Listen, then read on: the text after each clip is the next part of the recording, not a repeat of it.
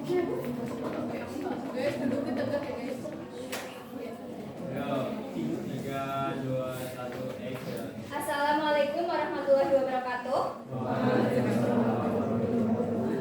Kami dari kelompok 1 akan mempresentasikan hasil diskusi kami.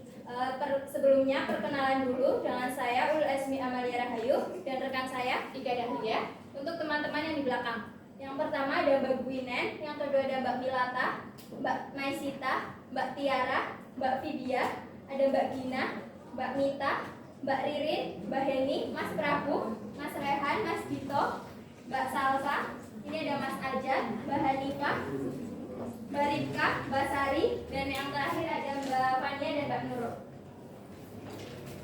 Ya, selamat menyaksikan.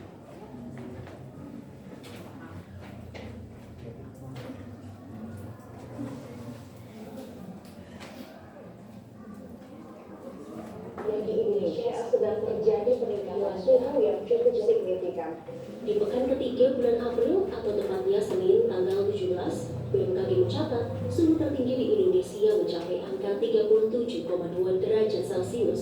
Panas yang panas. Begitu biar pakai kipas angin tetap panas. Indeks perapian Indonesia tergolong dari sedang hingga sangat ekstrim. Hal ini terjadi karena fenomena heatwave yang terjadi di berbagai wilayah seperti Thailand, Jepang, China, dan India. Dampak suhu ekstrim bukan hanya dirasa di kota saja. Pertanian mengalami dampak yang sangat tinggi. Beberapa wilayah di Indonesia mengalami kekeringan dan kelaparan karena suhu ekstrim. Selain itu, cuaca tidak lagi seperti seharusnya. Sulit diprediksi. Saat musim yang seharusnya panas, justru hujan berkepanjangan. Begitu pula sebaliknya. Hal itu membuat petani sulit mengatur musim tanam dan musim panen. Kondisi inilah yang disebut perubahan iklim yang menjadi ancaman dunia atau dikatakan oleh pengamat lebih parah dari COVID-19.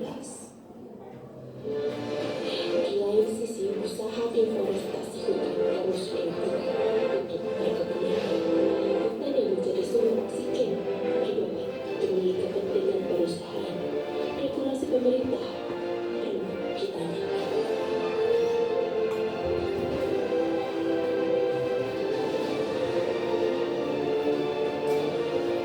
Apabila ini terus dilakukan, akan mengancam ketahanan pangan global. Karena suhu ekstrim membuat penurunan produksi pertanian dan meningkatnya hama dan penyakit tanaman. Suhu ekstrim memang nyata ancaman dunia. Selamat pagi, selamat datang di Kacamata Ika bersama saya Ika Dahlia. Beberapa tahun belakangan ini, Indonesia mengalami kenaikan suhu yang signifikan.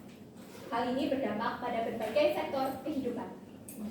Kenaikan suhu tersebut dipicu oleh perubahan iklim global dan aktivitas manusia secara langsung maupun tidak langsung menyebabkan peningkatan suhu di berbagai wilayah. Dampak yang terasa pada sektor primer, pertanian misalnya.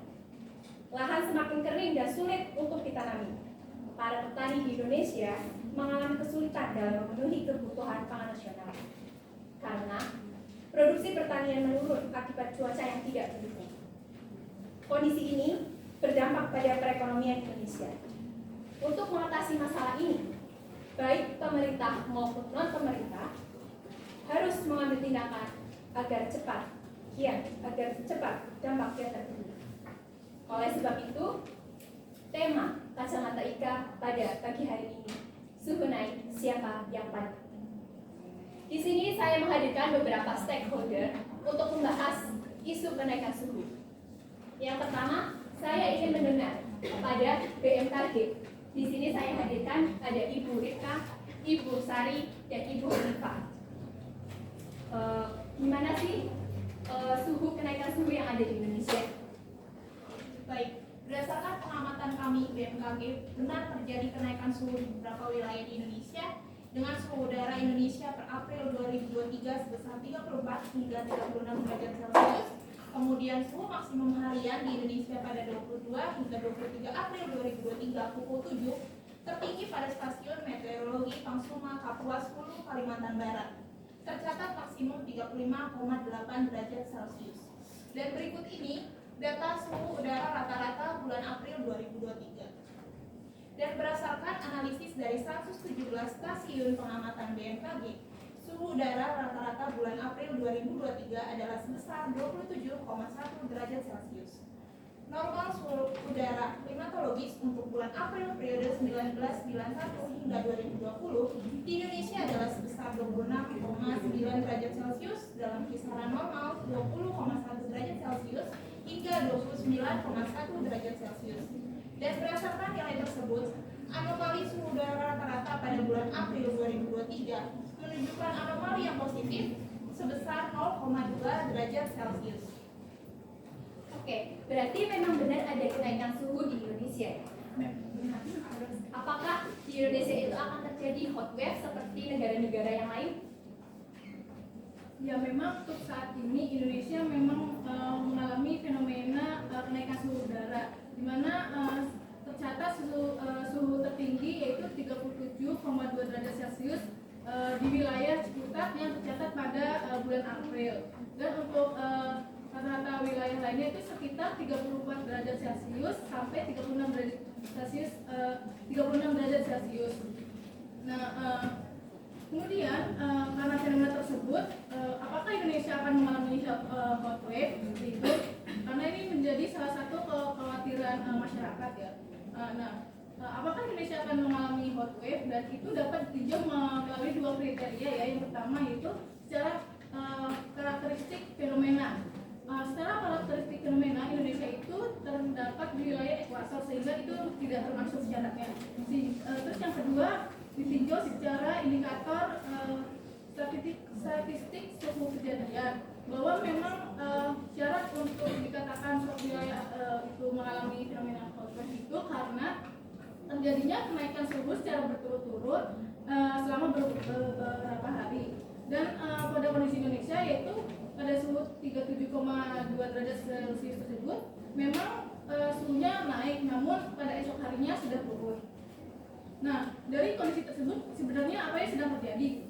Nah, menurut hasil pengamatan kami ditinjau dari dua karakteristik tadi, dua indikator tadi, bahwa secara karakteristik fenomena kondisi Indonesia ini, kondisi Indonesia yang sedang panas ini itu karena adanya gerak semu matahari, sehingga hal tersebut adalah merupakan siklus yang biasa dan terjadi di setiap tahun.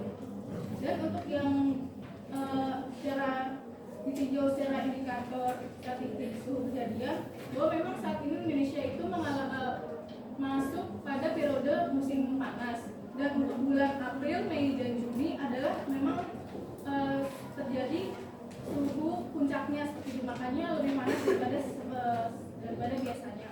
Kemudian dari kondisi yang panas ini tentu saja akan menimbulkan beberapa dampak-dampak ya di berbagai sektor, terutama memang sektor pertanian. Dampak-dampak yang terjadi pada sektor pertanian yaitu antara lain resiko kekeringan yang lebih tinggi karena kenaikan suhu mempercepat penguapan air di tanah dan tanaman. Kemudian penurunan daya tumbuh tanaman karena suhu yang terlalu tinggi dapat merusak sel tanaman dan mengganggu metabolisme tanaman. Kemudian terjadinya perubahan pola tanam, perubahan produktivitas tanaman di daerah tertentu, dan munculnya jenis hama dan penyakit tanaman baru dan munculnya yang sebelumnya tidak ada. Kemudian yang terakhir yaitu kenaikan suhu juga menyebabkan perubahan pola musim yang berdampak pada waktu tanam dan panen. Ya memang itulah beberapa dampak yang terjadi dan memang perlu diperhatikan kepada seluruh masyarakat Indonesia, bahwa memang fenomena ini, kenaikan suhu panas yang terjadi di Indonesia ini adalah bentuk fenomena alam dan tidak termasuk hot wave, jadi masyarakat tidak perlu khawatir seperti itu. Dari Oke, terima kasih. Berarti memang bukan termasuk heat wave ya, tapi dampaknya sangat terasa di pertanian.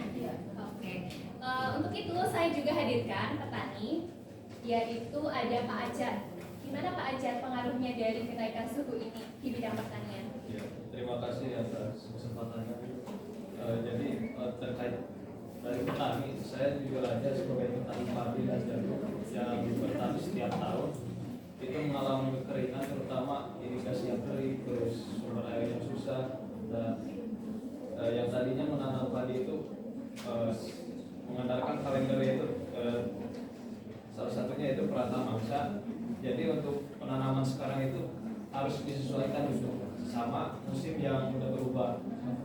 Dan biasanya untuk penanaman padi itu sekitar bulan Desember dan Februari itu kalau orang sini biasanya menyebutnya itu musim renggang.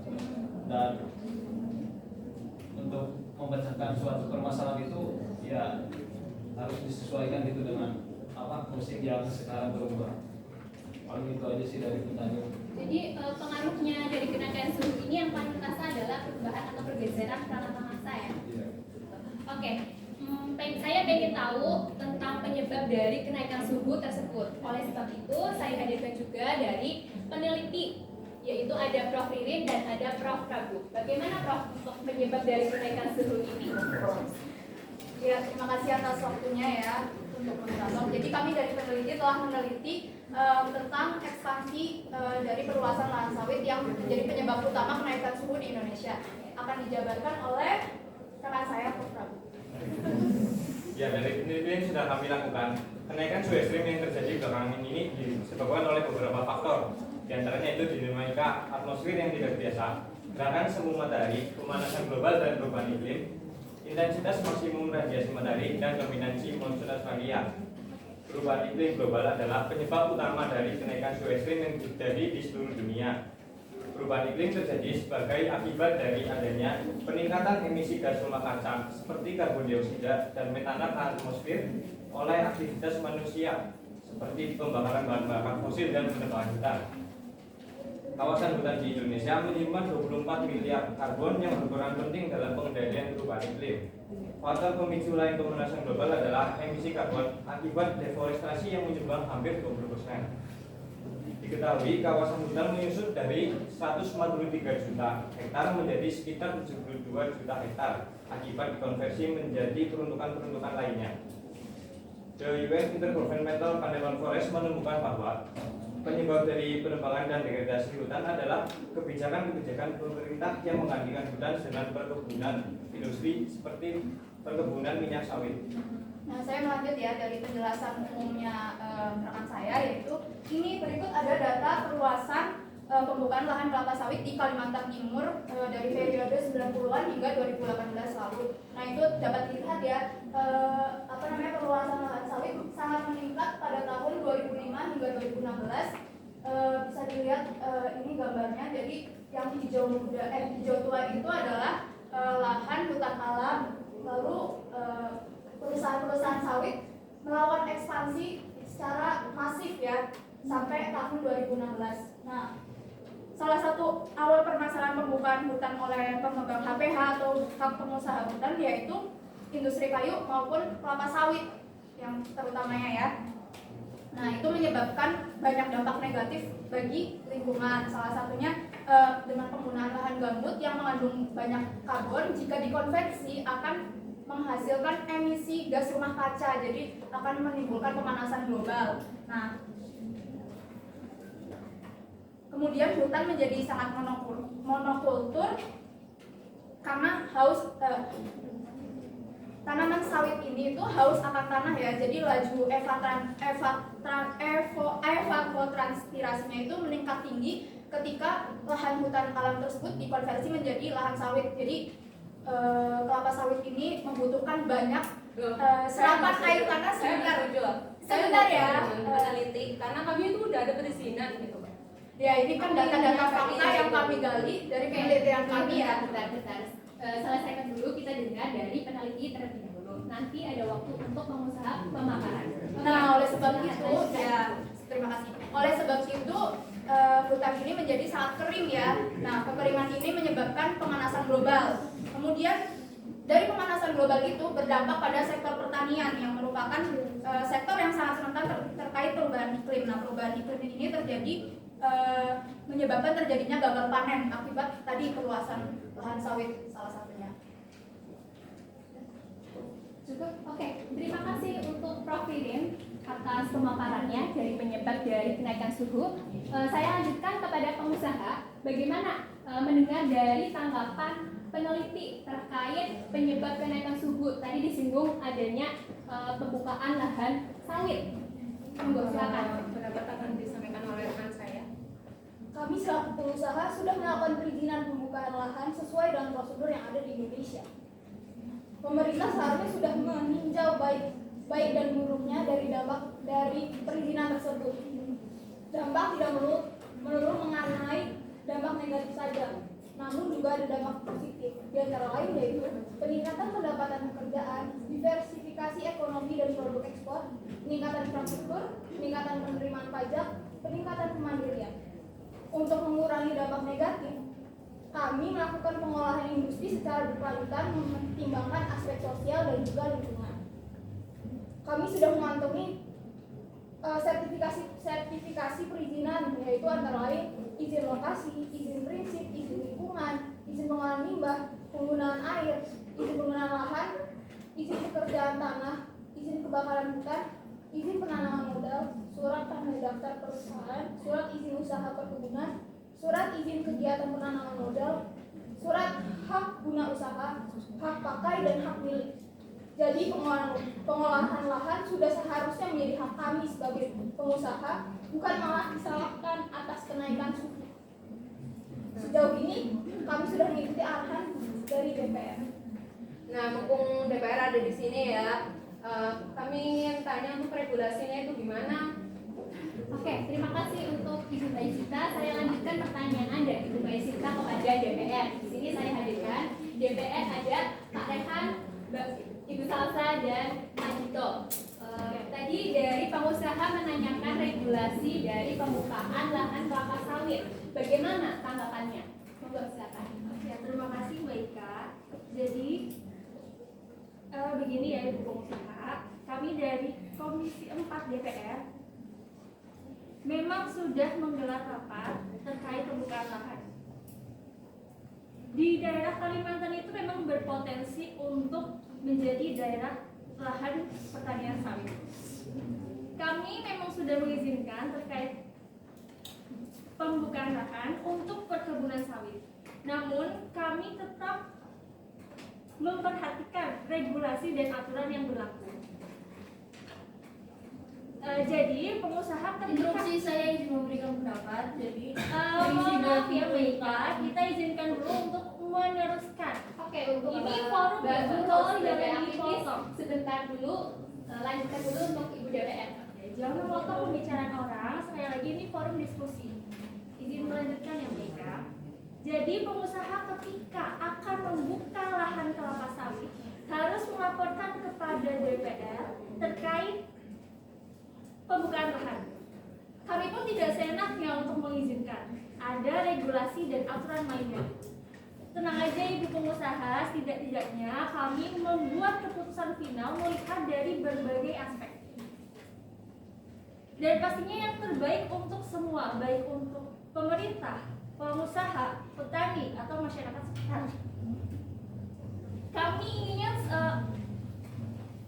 pengusaha dan pemerintah itu win-win. Dalam artian pengusaha, masyarakat, dan pemerintah sama-sama dapat untungnya. Kami dari legislatif itu kan tugasnya membuat kebijakan dan mengatur undang-undang. Jadi saya mohon apapun keputusan kami, tolong Ibu pengusaha hargai. Ya. Berarti memang ada regulasi dalam pembukaan lahan kelapa sawit ya? Oke, terima kasih Ibu Salsa. Saya lanjutkan kepada aktivis saya datangkan, yaitu ada Mbak Fania dan Mbak Nurul dari Greenpeace. Oke, silakan tanggapan dari kenaikan suhu. Jadi perizinan pembukaan kebun kelapa sawit yang berlaku saat ini di Indonesia masih berpaku pada luas lahan yang dimiliki. Meskipun di beberapa daerah terdapat batasan luas perkebunan, tetapi tidak ada batasan untuk jangka waktu dalam perizinan tersebut.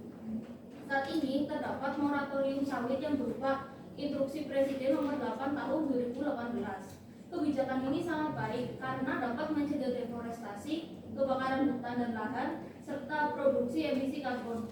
Kami sebagai aktivis mendorong agar pemerintah memperkuat moratorium ini dan dapat memperkuat tata kelolanya karena pada penerapannya masih terdapat banyak penyimpangan dari pelaksanaan kebijakan ini baik dari segi pemerintah maupun dari segi pengusaha. Ya, di Indonesia sendiri kebun kelapa sawit ini dikuasai oleh PBS atau perusahaan besar swasta sebesar 54,94% dari total keseluruhan luas lahan sendiri. Berdasarkan data lapangan yang kita dapatkan di Kalimantan sendiri pada tahun 2018 hingga 2019 terdapat kenaikan luas lahan kelapa sawit sebesar kurang lebih 200.000 hektar, menyebabkan Kalimantan menjadi pulau kedua di Indonesia yang mempunyai kebun kelapa sawit terluas. Peningkatan luas lahan ini tepat setelah ditetapkannya moratorium. Mengapa hal ini bisa terjadi? Tentu hal ini ada penyimpangan dari pengusaha dan DPR soalnya sendiri. dari pengusaha sendiri udah punya izin. Ya, tapi kan mengapa Anda terus mencoba untuk membangun lahan kelapa sawit, dan dari DPR sendiri mengapa sudah ditetapkan moratorium tetapi tetap mengizinkan pembukaan lahan kelapa sawit itu? Ya kami juga tahu, ya kami juga ada regulasinya dong, nggak bisa gitu. Ya masa seenaknya aja. Ya regulasi seperti apa gitu loh, kayak dari tadi kan bicara tentang regulasi Ya, tapi tidak dijelaskan. Oke, nanti kan bakal kita paparin untuk regulasi, ya tenang aja. Oke. Tenang. Bapak Ibu, Mbak sekalian, di sini kita itu bukan mempeributkan, tapi kita itu membahas tentang kenaikan suhu untuk diatasi sama-sama. Oleh sebab itu, saya hadirkan dari BNPB selaku penanggulangan bencana, yaitu saya hadirkan Ibu Binen dan Ibu Milata terkait kenaikan suhu. Adakah himbauan terkait penanggulangan dari kenaikan suhu tersebut? Monggo silakan. Baik, saya bersama rekan saya akan menyampaikan prosedur kami mengenai peringatan dini serta langkah-langkah kesiapsiagaan dalam menghadapi bencana kekeringan. Di sini kami bersama dengan pemerintah daerah akan melakukan pemantauan dan juga peninjauan lapangan serta dengan bantuan dinas terkait sebagai antisipasi untuk menangani kekeringan serta potensi kebakaran hutan, lahan serta kebakaran semak. Kemudian kami bersama kepala daerah mengambil langkah penguatan kesiapsiagaan bersama masyarakat terkait dengan ancaman kekeringan. Kemudian kami di sini ingin menyampaikan pesan kepada pemerintah dan juga kami harap bisa dibantu oleh aktivis dari Greenpeace di sini untuk mengkampanyekan hemat air kepada masyarakat serta langkah antisipasi dalam menghadapi kekeringan dengan penyiapan logistik dan peralatan seperti tangki serta pompa air di setiap lokasinya. Baik, isi menambahkan ya, dari BNPB sendiri itu kami juga tahu bahwa kekeringan itu merupakan suatu bencana yang tidak bisa dihindari, tapi itu merupakan dampak untuk kita semua. Jadi kami sendiri dari BNPB itu menginginkan sinergi antara pemerintah dan masyarakat. Jadi jangan sampai ada pertikaian antara kedua belah pihak yang berseteru. Kemudian kami dari BNPB sendiri itu juga ada penanggulangan sendiri. Yang pertama, kami memanfaatkan sistem informasi yang didapatkan dari LAPAN maupun BMKG sehingga informasi yang didapatkan itu lebih detail. Kemudian kami juga akan menyiapkan sarana prasarana terkait dengan dampak bencana kekeringan yang mungkin akan terjadi. Kemudian kami juga akan menyiapkan helpdesk atau call center sehingga connect antara warga masyarakat dengan kami itu lebih cepat. Dan kami juga menyiapkan tanggap darurat serta dengan berkoordinasi dengan pemerintah setempat. Baik.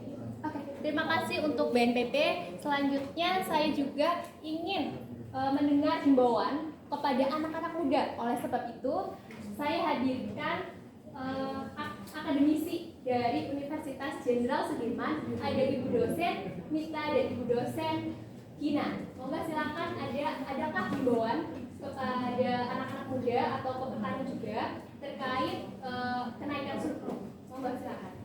Sebelumnya terima kasih kepada Pak Ika selaku moderator. Di sini saya bersama rekan saya Ibu Dia akan menjelaskan beberapa terkait saran untuk mengatasi kenaikan suhu ini. Jadi mengacu pada tridharma perguruan tinggi, yang pertama adalah pengajaran, yang kedua penelitian penelitian, dan yang ketiga pengabdian kepada masyarakat. Yang pertama terkait pendidikan dan pengajaran, kami dari dosen akan mengadakan sistem pembelajaran berupa studi kasus dan juga turun lapang, di mana dalam hal ini kita akan menyediakan sebuah praktikum untuk mengajak para mahasiswa turun ke lapang menggali apa yang menjadi masalah dari para petani itu. Nah, selanjutnya adalah penelitian. Berdasarkan Permenristek nomor 44 tahun 2015 bahwa tiap dosen itu wajib melakukan penelitian. Dalam hal ini, dosen bisa melakukan kolaborasi dengan para mahasiswa untuk melakukan inovasi terkait teknologi apa yang dapat mengurangi dampak negatif dari kenaikan suhu ini. Selain itu, dosen juga dapat mengajak mahasiswa untuk terus semangat dalam berlomba baik di tingkat nasional maupun internasional. Selanjutnya adalah terkait pengabdian kepada masyarakat. Melalui program ini diharapkan dosen mampu turut serta dalam memberikan sumbangsi nyata kepada masyarakat, terutama dalam mengatasi permasalahan yang ada.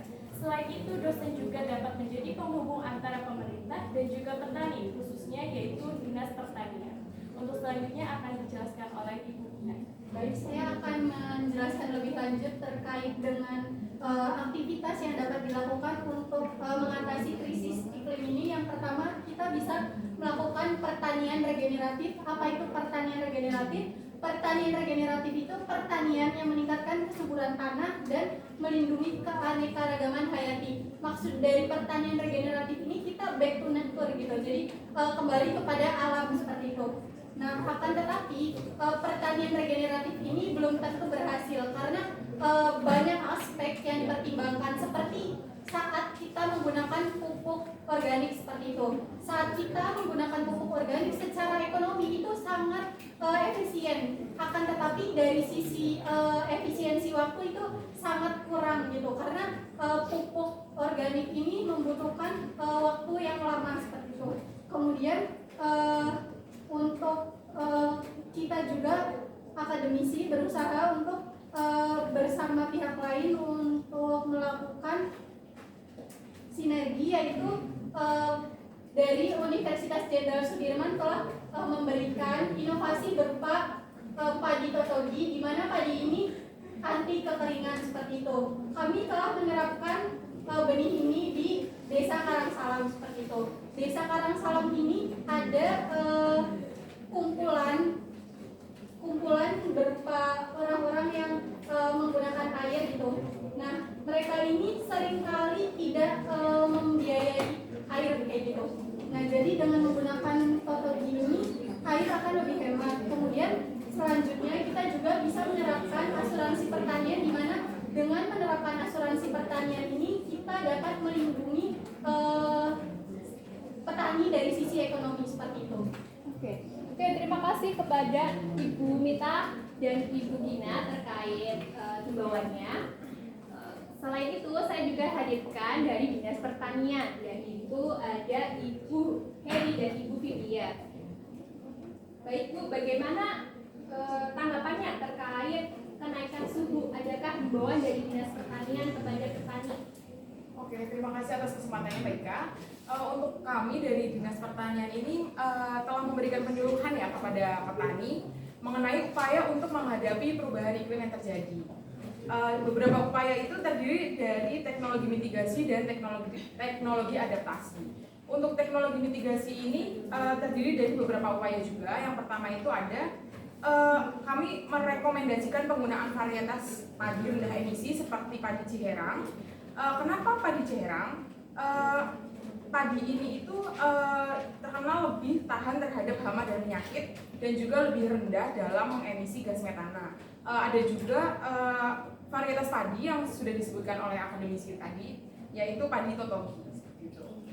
Lalu dari kami juga merekomendasikan penggunaan pupuk ZA sebagai sumber pupuk N, dan ZA ini juga dapat menurunkan emisi gas metana sebesar 6%.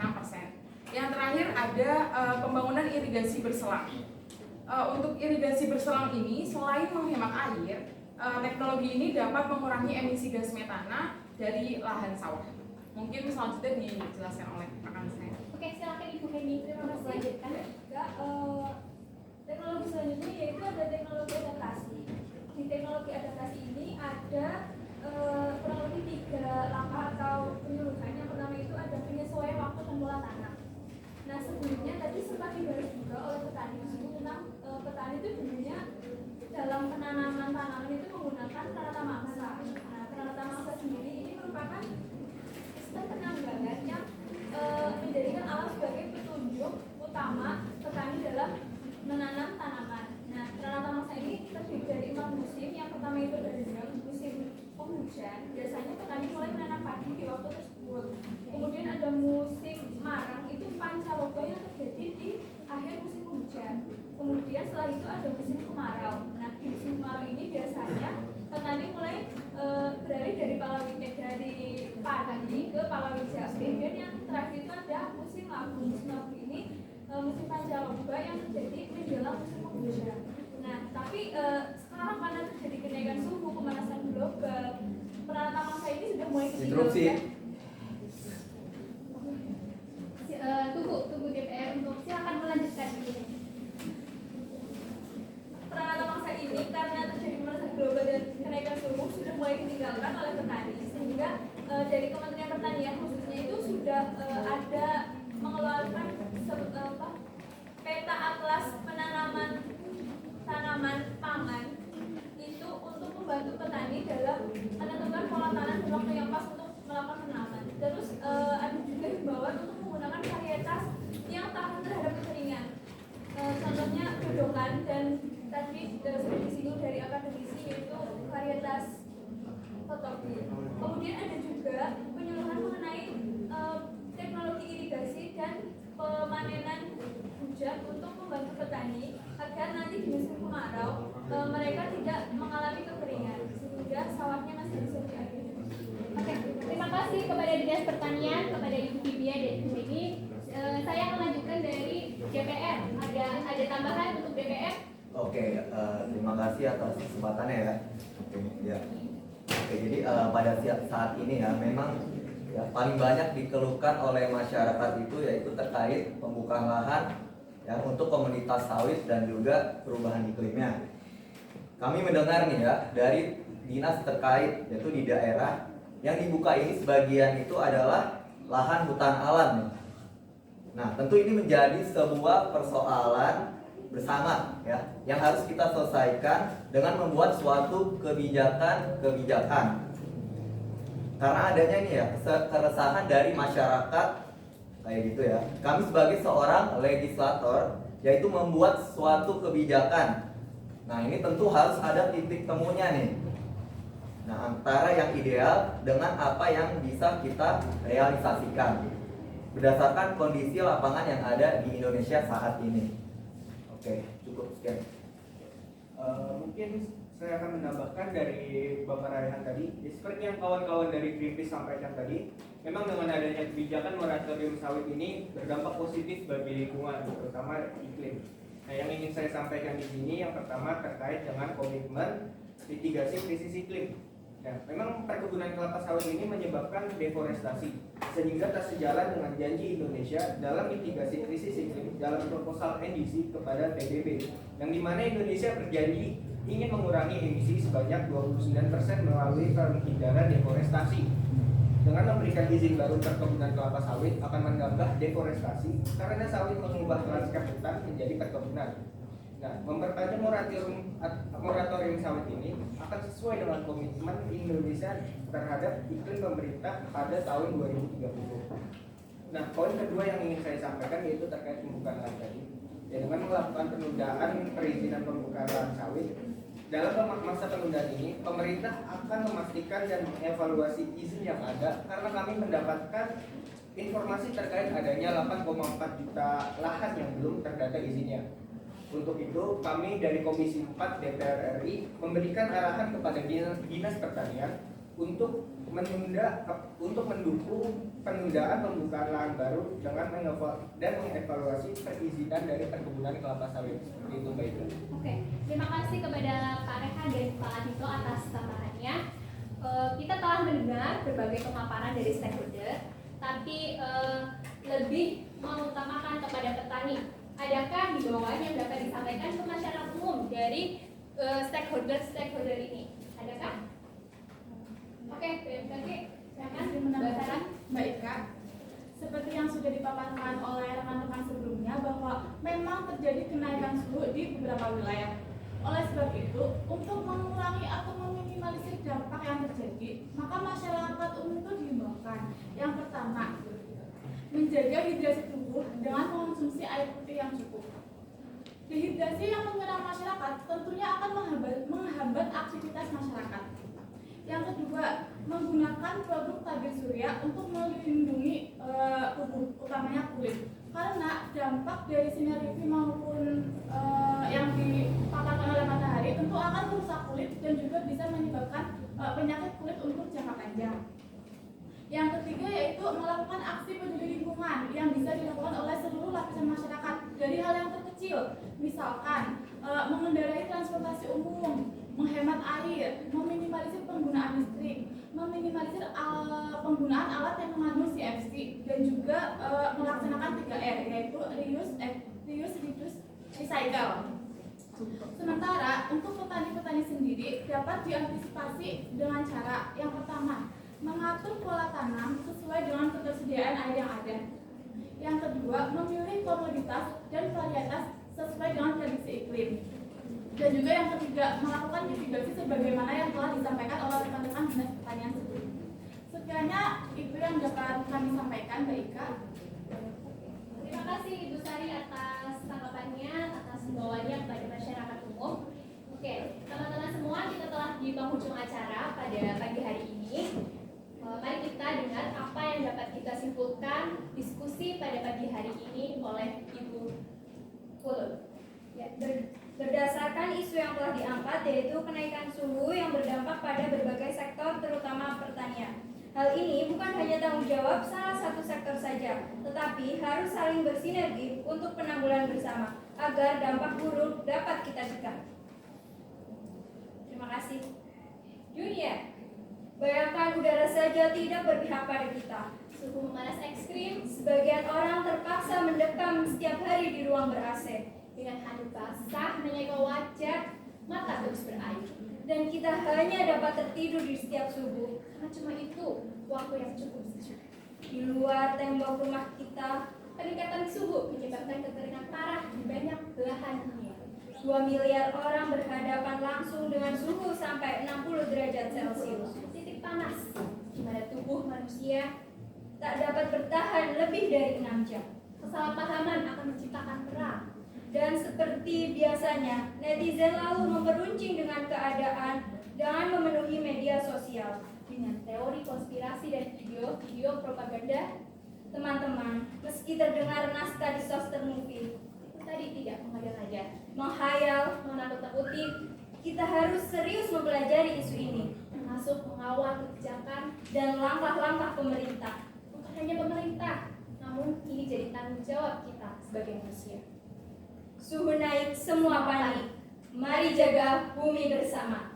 Sekian, terima kasih. Wassalamualaikum warahmatullahi wabarakatuh.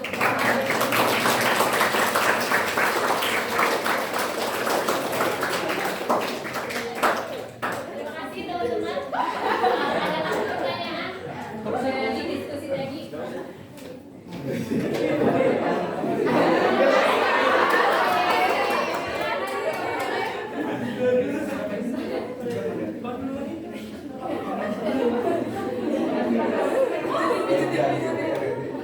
Instruksi, panik gak?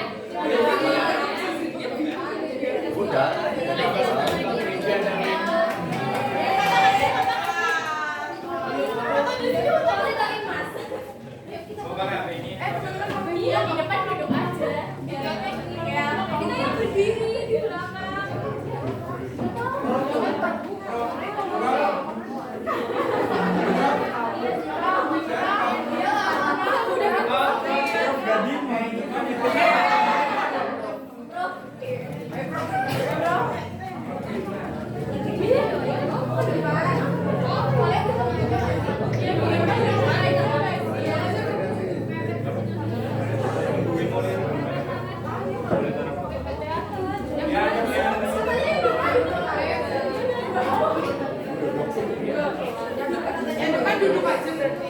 Oh, ini kan duduk. Ini kan duduk.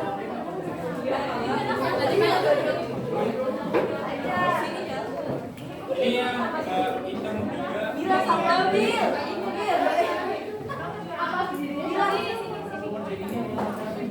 Kelihatan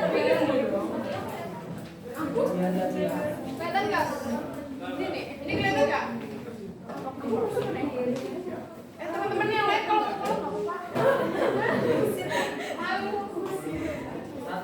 Ini yang Sini kan.